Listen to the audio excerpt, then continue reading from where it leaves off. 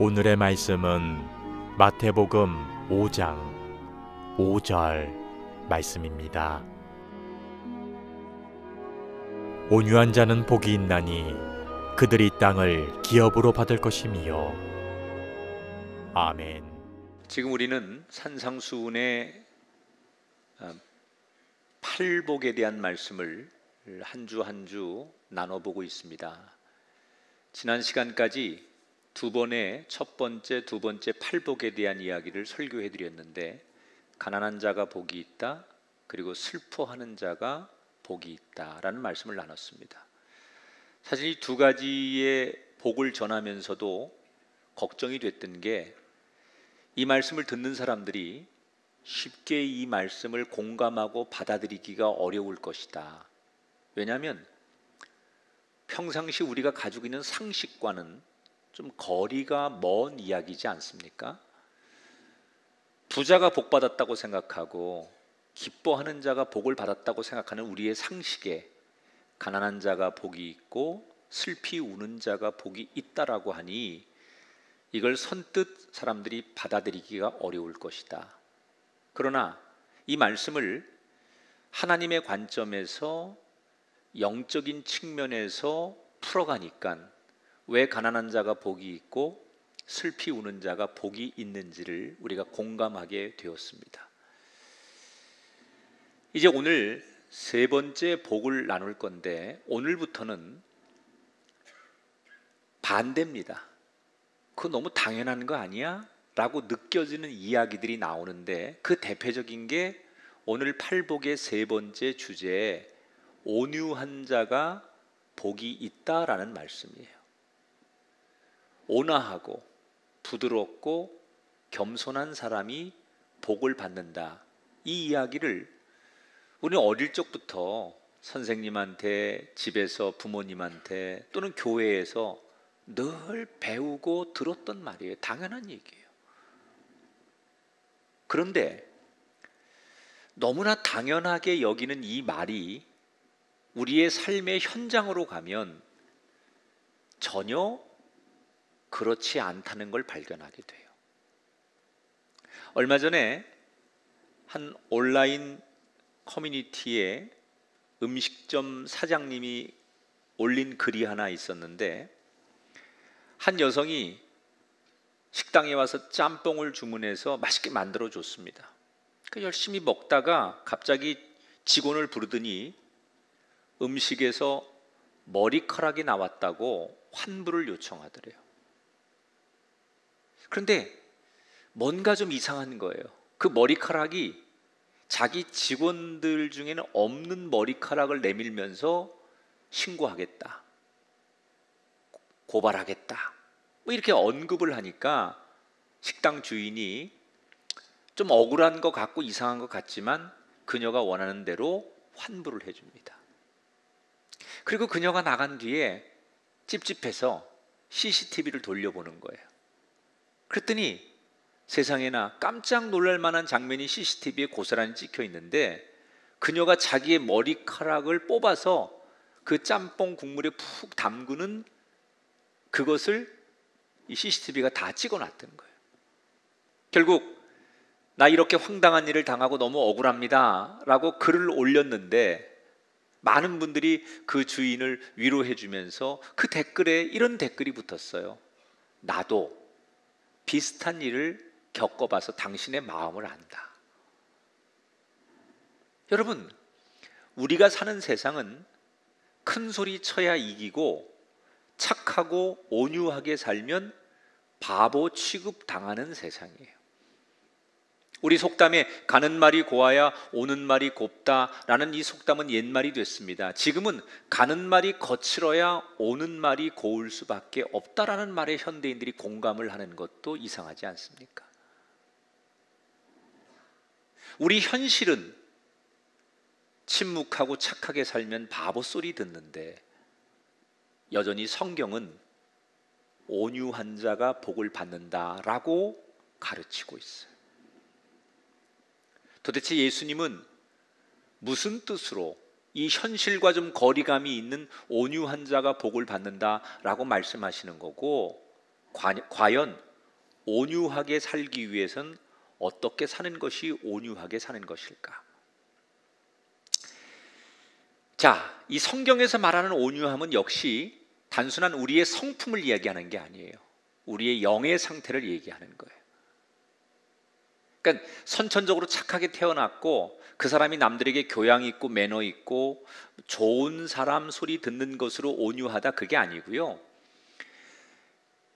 성경이 말하는 온유한 심령은 하나님을 만나기 전에는, 하나님을 모를 때는 나밖에 모르죠, 사람이.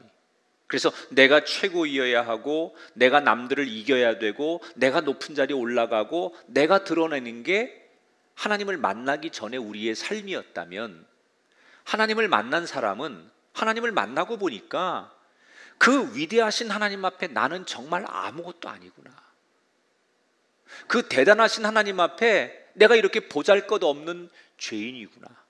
그래서 하나님을 만나기 전에는 내가 최고인 줄 알던 삶이 하나님을 만났을 때는 나는 없고 하나님이 내 대신 앞서가도록 하나님을 앞세워 드리는 인생의 심령의 상태, 그 하나님 앞에 나라고 하는 존재 자랑할 게 아무것도 없는, 사도 바울이 고백한 것처럼 나는 죄인 중에 죄인이요 괴수 중에 괴수라고 고백했던 그 심령의 마음을 가지고 내 인생에 하나님을 앞세우는 사람, 그때의 심령의 상태를 성경은 온유한 사람이다라고 말하는 거예요. 그러니까 천성이 착하기 때문에 예수 안 믿어도 온유하다, 그게 아니고 하나님으로 인하여 내 성품이 바뀌고 내 삶의 가치관이 바뀌었을 때 그때의 상태를 온유하다라고 하는 거죠. 그럼 이런 온유한 자로 살기 위해서, 그런 심령이 되기 위해서 우리가 꼭 붙들어야 될 게 뭐가 있을까? 첫째는 하나님이 어떤 상황에서도 결과를 승리로 이끄실 것을 믿는다면 우리는 우리에게 주어진 상황에서 늘 여유를 가져야 돼요. 우리가 살다 보면 억울하고 답답하고 기가 막힌 일을 만납니다. 나는 잘못한 게 없는데 내가 모든 걸 뒤집어 쓰고 책임지고 손해를 봐야 되고 억울하게 욕을 먹고 돈을 뺏길 때가 있어요. 또 불법을 저지른 사람이 오히려 떵떵거리고 살고 법을 잘 지키고 가치를 지킨 사람이 손해를 보면서 한없이 피해를 당할 때가 있어요. 이런 일을 당하면 대개 사람들은 억울하니까, 분노가 치밀어 오르니까 이 답답한 상황을 이겨보려고 가서 따지고 싸워요. 그리고 그거 가지고 안 되면 법으로 가서 내 이 부당함을, 잘못된 것을 바꿔달라고 자신의 억울함을 호소하죠. 어떤 사람은 그 세상에 또는 법에다가 분노를 터뜨릴 수 없어서 자기 자신에게 속으로 분노를 터뜨리는 사람이 있어요. 세상에 나가서 그 사람한테는 그렇게 못하고 내가 너무 화가 나니까 나한테 분노를 터뜨리는 거예요. 그러면 이런 것들이 쌓이고 쌓이면 한국 사람들이 다 가지고 있는 병 중에 하나가 뭐예요? 화병이라는 거예요. 자기 자신을 저주하고 자기 자신을 학대하다 보면 자기 스스로 자기에게 분노를 터뜨리는 병, 이게 화병이죠. 그러니까 사람이 억울하고 답답하니까 그게 상대가 됐든 내가 됐든 답답하고 억울한 것을 우리는 표출할 수밖에 없는 게 인간의 본성이라는 거예요. 그럼 이 두 가지 방법 중에 어떤 게 낫냐? 성경은 두 가지 다 안 된다는 거예요. 분노는 안 할 수는 없지요. 예수님께서 분을 일으켜도 해가 지기 전에 그 분을 풀라고 했지, 사람에게 분노라는 감정이 안 생길 수는 없어요. 그런데 빨리 그 분노의 함정에서 빠져나올 수 있어야 된다는 거예요. 이 분노의 함정에서 자기 인생을 건져서 행복해진 대표적인 사람이 모세입니다. 모세는 태어날 때 죽어야 하는 운명이었어요. 그가 태어나 보니까 자기의 민족은 이집트의 노예로 있었고 이집트의 왕이 히브리 아기들, 남자들 다 죽여라 이렇게 명령했기 때문에 모세는 태어나자마자 죽어야 되는 운명이었죠.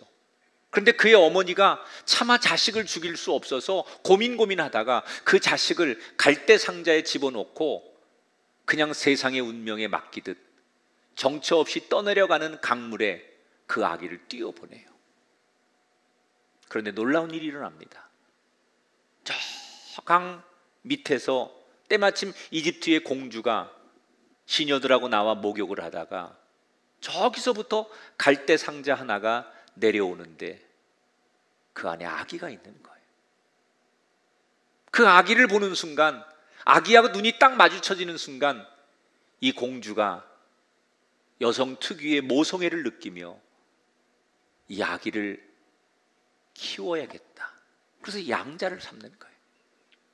제가 이 말씀 출애굽기 때 다 여러분에게 전했는데 그건 하나님이 연출한 거죠. 하나님이 그 타이밍에 맞춰서 공주가 나오게 하고 그 타이밍에 맞춰서 그 아이의 눈을 마주보게 하고 그때 아이의 울음소리를 들으면서 모성애를 느끼게 하고 이 모든 것들이 하나님이 연출하셨기 때문에 가능한 것이다. 그래서 모세의 운명이 바뀌죠. 죽어야 했던 그의 운명이 어느 날 갑자기 공주의 아들로 궁궐에서 살게 돼요. 모세라는 이름과 함께 그의 인생은 새롭게 시작이 됩니다.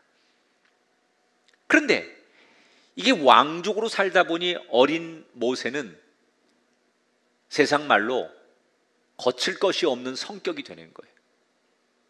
자기가 명령만 하면, 말만 하면 뭐든지 와서 엎드리고 다 자기 것이 될 수 있고 자기가 뜻한 건 다 자기 마음대로 될 수 있는 위치에 살다 보니 아주 어릴 때부터 모세는 성격이 난폭하고 급하고 욕심 많고 다혈질적인 성격으로 자라나요. 그리고 그렇게 살아도 되는 줄 알았어요. 그런데 어느 날 그가 성장해서 나이 40이 되었을 때 우연히 이집트의 감독관이 히브리 노예를 너무 심하게 학대하는 걸 말리다가 그 싸움에 말려들어 사람 하나를 죽이게 됩니다. 그리고 이 사건 때문에 모세는 더 이상 이집트에 머물 수 없어 광야로 도망을 치고 거기에서 이제 모든 세상 것을 뒤로 하고 숨어서 평범한 목동의 삶을 살기로 하고 한 여자를 만나 가정을 꾸리고 살아요. 그렇게 나이 80이 되었습니다. 다른 사람 같으면 80의 나이라는 것은 인생이 거의 마무리될 때쯤의 나이인데 모세는 인생이 마무리될 거라고 생각했던 80의 나이에 하나님이 그를 부르세요. 이집트로 가라는 거예요. 내 동족을 구출해 내라는 거예요. 몇 번이고 갈 수 없다고 고개를 가로저어 보지만 하나님의 뜻을 꺾을 수 없어 그는 이집트로 가서 파라오 왕과 맞서면서 기가 막힌 소설과도 같은 영화와도 같은 장면들이 연출되면서 이스라엘 백성들을 해방시키는데 성공을 하게 됩니다. 자, 이제는 모세의 인생에 더 이상 불행할 일은 없을 것 같았어요. 하나님이 원하시는 대로 그 늙은 나이에 이집트로 가서 극적으로 이스라엘 백성들을 해방시키는 데까지 자기의 임무를 다 했으니 이제 더 이상 어떤 불행이 자기 앞에 올 거라고 생각하겠어요? 행복한 일만 남았다고 생각하는 거예요. 그런데 아니었습니다. 이스라엘 백성들이 요만큼만 뭐가 있으면 모세를 찾아와서 불평하고 원망하고 시비를 걸고 다툼이 생기는 거예요. 사실 모세는 하나님이 인도하시는 구름 기둥과 불 기둥을 따라서 지금 가고 있을 뿐인데 백성들은 모세한테 찾아와서 왜 해가 일찍 떨어졌느냐? 왜 더운데 구름이 더 넓지 않냐? 왜 우리가 목마른데 물이 없냐? 사실 모세도 하나님이 구름 기둥과 불 기둥으로 이끄는 대로 가는 거지 모세 마음대로 하는 게 아니거든요. 그런데 사람들은 전부 다 모세한테 와가지고 불편하고 힘든 걸 다 모세한테 퍼부면서 모세를 원망하는 거예요. 어느 날 하나님께서 모세에게 말씀을 하시길래 모세는 겸손히 그 말씀을 듣고 그대로 백성들에게 전했을 뿐인데, 사람들은 완악해서 모세를 향해서 삿대질하면서 네가 뭔데 우리한테 명령질이냐, 네가 뭔데 우리한테 이래라 저래라 하느냐, 그러면서 모세에게 항의하고 폭동을 일으키고 폭력을 쓰는 거예요. 이런 일이 반복되다가 민수기에 가보면 심지어 그런 무리들 가운데 친형이었던 아론과 친누나 미리암까지도 그런 군 중의 한 사람으로 자기를 괴롭히게 되지요. 이때 모세의 심정이 어땠을 것 같아요? 너무 억울하고 너무 힘들었을 거예요. 내가 뭘 잘못했어? 나는 그저 하나님이 시켜서 한 것뿐인데 뭣도 모르고 사람들은 다 나한테 와서 문제 제기를 해요. 이게 웬만한 사람 같으면 이 부당함 앞에 분노가 일어나서 제 성질을 못 이겨서 화병이 날 만도 할 상황이에요. 조금 전에 얘기한 대로 모세가 어릴 적부터 가졌던 그의 기질, 조금도 참지 못하고 불의를 보면 견디지 못하는 성질 급한 그 다혈질의 모세라고 한다면 이 정도 되면 말할 것도 없지요. 힘으로나 다른 방법으로 못된 사람들을 얼마든지 혼내줄 수 있었을 거예요. 우리가 아는 모세는 그러고도 남을 사람이에요. 그런데 성경에서 놀라운 증언을 합니다. 민수기 12장 말씀 볼까요? 이 사람 모세는 온유함이 지면의 모든 사람보다 더하더라. 우리가 알고 있는 모세가 아니에요. 그런 부당하고 불편한 상황에서 모세를 성경은 뭐라고 증언하느냐? 어떤 상황에서도 그 어떤 누구보다도 온유한 사람이었더라.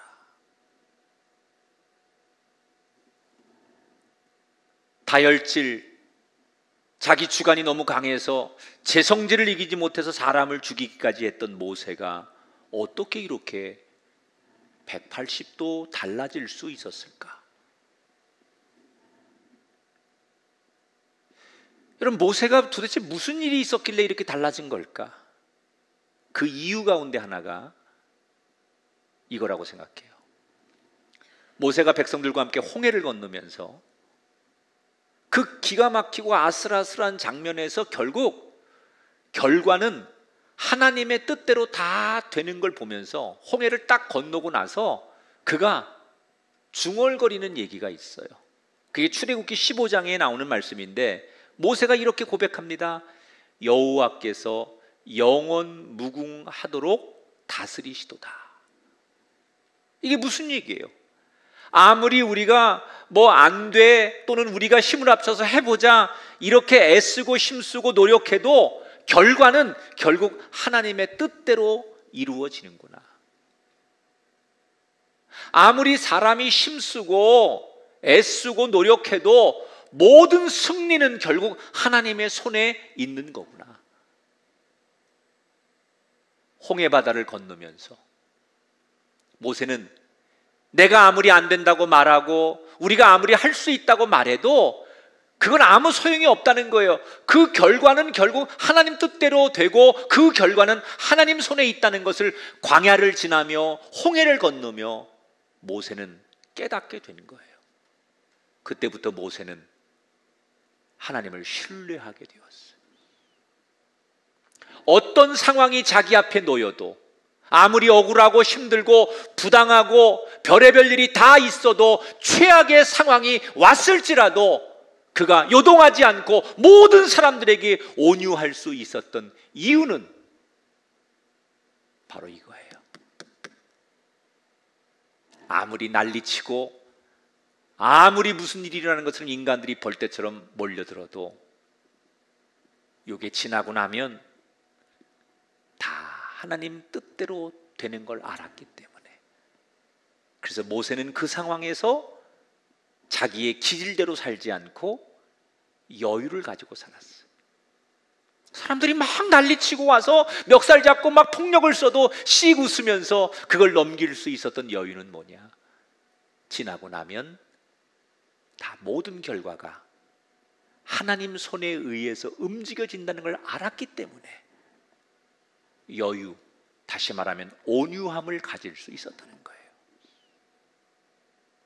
다윗도 그랬어요. 다윗도 도망치는 인생에서 어느 날 왕이 된 뒤에 자신의 삶을 돌아보며 그가 이런 고백을 합니다. 시편 37편에 보니까 악을 행하는 자들 때문에 불평하지 말며 불의를 행하는 자들을 시기하지 말지어다. 여호와 앞에 분을 그치고 노를 버리며 불평하지 말라. 온유한 자들은 땅을 차지하리로다 그랬어요. 다윗이 이런 고백을 할 수 있었던 것은 이유가 분명하기 때문이에요. 28절에 보면 여호와께서 정의를 사랑하시고 그의 성도를 버리지 아니하심이로다. 다윗도 경험한 거예요.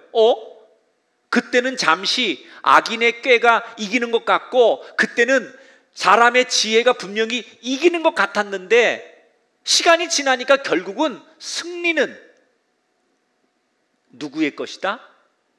여호와의 것이다. 그때는 내가 억울한 것 같고 이렇게 살면 안 되는 것 같고 그 사람들이 득세하는 것 같았는데, 조금 지나고 나니까 결국 다 하나님의 뜻 안에서 이루어지는 걸 다윗은 경험한 거예요. 그러니 다윗은 우리의 인생 무슨 일을 만나도, 내 뜻대로 안 되고 억울한 일을 만나도 결국 하나님 손에 결과가 달렸으니 여유를 가지고 그저 온유함을 가지고 살면 하나님께서 우리 인생을 책임지신다는 거예요.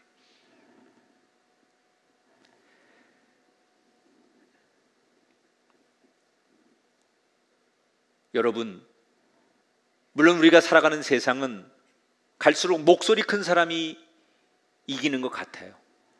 뉴스를 보면 편법 쓰고 떼 쓰고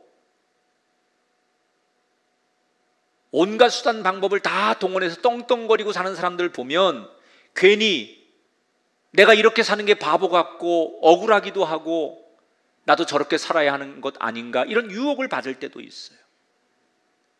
그러나 오늘 주님은 우리에게 가르칩니다. 그 유혹에 넘어가지 말라는 거예요. 언제나 진리가 이긴다는 거예요. 지금 예수님이 가르치는 온유한 자가 복이 있다라는 이 온유함은 우리가 할 수 있는 일이 없어서 힘없는 존재이기 때문에 아무것도 못하고 그냥 착하게 살란 얘기가 아니에요. 온유함은 맞설 힘이 없어서 어쩔 수 없는 연약한 사람이 하는 게 아니라 분명한 믿음이 있고 영혼의 힘이 있는 사람이 쓸 수 있는 엄청난 특권을 누리라는 거예요. 능력이 없어서 온유함으로 사는 게 아니에요. 영혼의 힘, 믿음의 힘이 있는 사람만이 온유함을 써먹을 수 있다는 거예요. 여러분에겐 그 특권이 있어요. 그 특권을 누리십시오. 여러분 무슨 일을 만나도 여유를 가지십시오.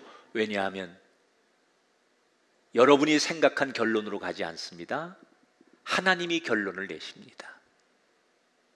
그래서 우리는 지금의 모습 앞에 울고 웃을 일이 아니라 하나님이 하실 일을 기대하기 때문에 온유함의 특권을 가지고 여유를 갖는 거예요. 그때 모세처럼 다윗처럼 복을 누리는 저와 여러분이 될 줄 믿습니다. 자, 하나님이 바라시는 이 온유함을 유지하려면 우리가 전적으로 하나님을 의지해야 된다는 거예요. 이 온유함이라는 게 여러분, 어떤 사람은 참 대단한 사람이 있어요. 굉장히 성공하고 형통하고 사람들이 막 부러워할 만한 상황에서도 교만하지 않고 저는 아무것도 아닙니다. 제가 부족합니다. 이렇게 겸손할 때 그 사람의 온유한 모습을 사람들은 보는 거예요. 또 반대로 너무나 억울하고 큰 불행을 만났는데 그런 상황에서도 침착하게 힘들지만 괜찮습니다 라고 오히려 다른 사람들을 위로할 때 우리는 그런 모습을 보면서 이 사람의 온유함을 보는 거예요. 그런데 우리가 모두 다 칭찬할 만한 이런 상황에서 그 온유함을 보여주는 사람들이 조심할 게 하나 있어요. 그게 뭐냐? 사람들이 저 사람 참 대단해, 저 상황에서 어떻게 저렇게 겸손하지, 또 저 환경에서 어떻게 저렇게 여유를 갖고 어떻게 침착하지, 이런 소리를 듣는 건 좋은데 이게 내 진심에서 나오는 온유함이면 좋은데 반대로 내 본심을 감추고 가짜로 드러내는 온유함을 조심해야 된다는 거예요. 이 대표적인 부류가 누구예요? 바리새인들이에요. 제가 설교 시간에 한번 설명했지만 원래 바리새인들은 신앙의 순수성을 지키기 위해서 만들어진 무리들이에요. 그래서 우리가 이 혼란한 세상에 여전히 말씀대로 살자라는 순수한 동기로 만들어진 단체예요. 실제로 처음에는 사람들이 그렇게 살았어요. 어떻게 하면 우리의 신앙을 흔들리지 않고 살 수 있을까? 그렇게 순수하게 말씀대로 사니까 많은 군중들이 감동하는 거예요. 그래서 그들을 따르고 그들에게 배우려고 하고 심지어 그들에게 기부하고 헌금을 하는 거예요. 그런데 순수했던 그들이 점점점 부유해지고 세력이 커지니까 어느 순간부터 변질되기 시작하는 거예요.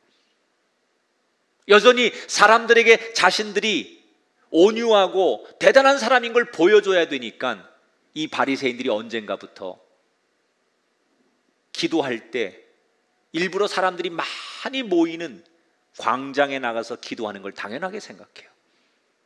성전에서 헌금을 드릴 때도 사람들에게 막 동전 소리를 내가면서 자기들이 헌금 드리는 걸 자랑하기도 하고, 구제를 할 때도 내가 불쌍한 사람 이웃을 이렇게 선교하고 도와 이렇게 광고하고 하고. 그래서 사람들은 이런 바리새인들을 보면서 헷갈리는 거예요. 근데 예수님이 이렇게 사는 바리새인들에 대해서 굉장히 강하게 비판을 하시잖아요. 천국에 들어갈 수 없는 자들이다라고. 왜 예수님이 당시에 이렇게 자기들이 그래도 말씀대로 살려고 하는, 비록 조금 거기에 인위적인 모습이 있지만 말씀대로 살려고 하는 바리새인들을 그렇게 강하게 질책하셨을까? 사실은 그 사람들이 사람들에게, 대중들에게 보여주는 온유함과 겸손함이 진심이 아니라는 걸 예수님이 아셨기 때문이에요. 자, 이 사람들은 당시 예수님 당시에 어떻게 하냐면 집에서 몰래 어떻게 팔 각도를 펴야만 사람들이 저 사람이 은혜스럽고 겸손해 보여 라는 거를 보여줄 수 있을까 해서 이 팔 각도를 연습하고 나오는 사람들이. 할렐루야. 어떤 표정을 져야만 저 사람들이 나보고 은혜롭다고 말할 수 있을까 해서 표정 연습을 하고 나와요. 일부러 사람들에게 흉하고 불쌍한 표정을 지어서 사람들의 동정을 얻고 그 사람들에게 오직 겸손해 보이게 하는 것, 이것이 바리새인들의 모습이었어요. 그런데 사람들은 그런 바리새인들의 진심은 모르고 그런 팔 각도나 그런 표정이나 이런 거 보면서, 말투나 이런 거 보면서 이 사람들은 정말 진심으로 겸손한 사람들이야. 그래서 사람들은 그런 사람들을 더 존경하고 그런 사람들 밑으로 따라가고 그런 사람들을 위해서 헌금도 많이 하더라는 거예요. 그런데 예수님은 달랐어요. 사람들은 그런 사람들을 좋아하고 그런 사람들이 참된 스승이라고 사람들은 쫓아가지만 그런 사람들을 향한 예수님의 평가는 달랐어요. 마태복음 22장 13절에 보니까 예수님이 바리새인들을 향해 화 있을진저 외식하는 바리새인들이여 너희는 천국 문을 사람 앞에서 닫고 너희도 들어가지 않는도다 그랬어요. 너희들 천국에 들어갈 수 없는 대표적인 사람들이라는 거예요. 왜? 너희들의 외식이 뭐예요? 자신의 성공을 위해서 거짓된 겸손으로 사람을 속이는 거예요. 그런데 사람들은 속아요. 그 겉모습만 보면. 사람은 속일 수 있지만 하나님은 속일 수 없는 거예요.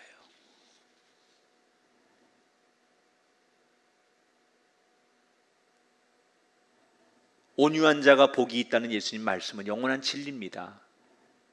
그렇다고 해서 하나님까지 속여가면서 거짓으로 온유해서는 안 된다는 거예요. 근데 우리가 교회 다니는 사람들이 이 유혹에 제일 많이 빠져요. 본심은 그게 아닌데 내가 그래도 교회 다니는 사람이고 내가 교회에서 이런 사람인데 사람들 앞에 그런 척 해야지. 그래서 진심이 아닌 위선된 가면을 쓴 외식하는 겸손, 외식하는 그런 온유함으로 사람들을 대하는 사람들이 얼마나 많은지 모른다는 거예요. 좋은 사람이라는 얘기 듣기 위해서. 교회 다니는 사람 뭐가 달라? 장로님은 뭐가 달라? 저분은 뭐가 달라? 이런 사람들에게 좋은 평가를 받고 그런 이득을 얻기 위해서 때로는 이게 지혜로운 거야. 그래서 지혜라는 이름으로 자신을 그렇게 포장하는 걸 당연하게 생각하는 거예요. 사람들은 모르지요. 그렇게 하면 그가 정말 겸손하고 온유한 사람인 줄 알아요. 그런데 하나님의 눈은 피할 수 없다는 거예요. 그래서 예수님이 사람들은 속일 수 있지만 하나님의 눈을 속일 수 없는 바리새인들을 향하여 진심 없는 온유함으로 겸손한 척하고 그저 사람들 앞에 그렇게 좋은 말하는 것 가지고 너희들은 결코 천국 백성이 될 수 없다고 그들을 질책하시는 거예요. 이게 오늘 우리의 모습일 수 있다는 거예요. 하나님이 인정하지 않는 거짓된 온유, 하나님이 인정할 수 없는 가면을 쓴 겸손의 얼굴.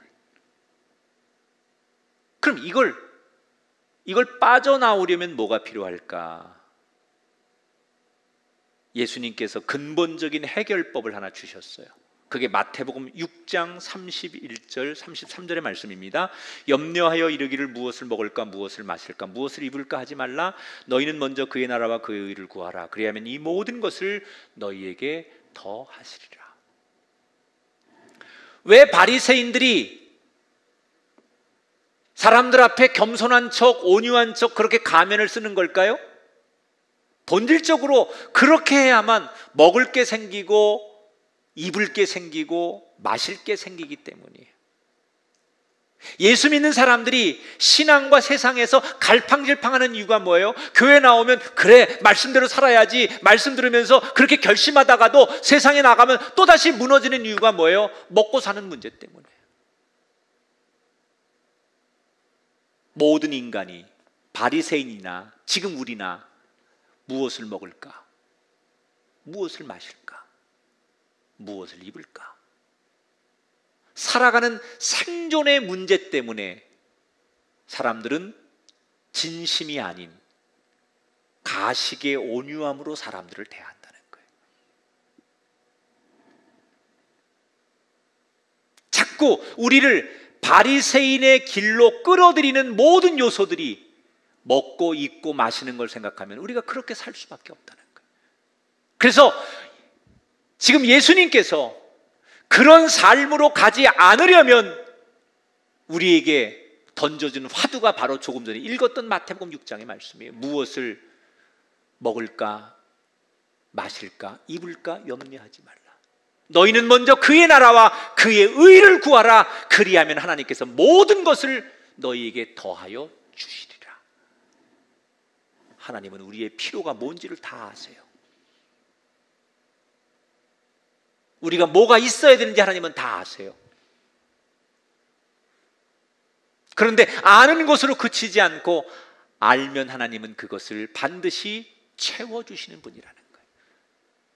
그런데 그 하나님을 신뢰하지 않고 그런 하나님을 놔두고 그 하나님을 믿지 못해서 내가 먹고 마시고 입는 문제를 해결해 보려고 가식의 가면을 쓰고 거짓의 온유함으로 살아가는 것, 그것은 사람들에게 거짓되게 살아가는 죄이기도 하지만 하나님을 온전히 신뢰하지 않는 불신앙의 모습이기도 하기 때문에 예수님은 무엇을 먹고 입고 마실까 걱정하지 말고 우리의 필요를 아시고 채우신 하나님을 신뢰하라는 거예요. 사랑하는 성도 여러분, 성경이 우리에게 가르치는 언제나 큰 진리는 항상 하나님이 이기신다는 거예요.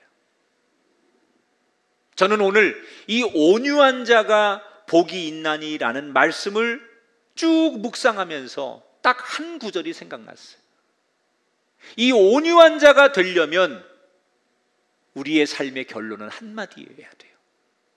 한번 따라하세요. 하나님이면 족합니다. 우리 유튜브로 예배 드리시는 분들 댓글 한번 달아보세요. 하나님 한 분이면 됩니다. 사실 하나님 한 분이면 됩니다라는 결론에 도달하면 우리가 온유함으로 못 살 이유가 하나도 없어요. 하나님 한 분이면 됩니다.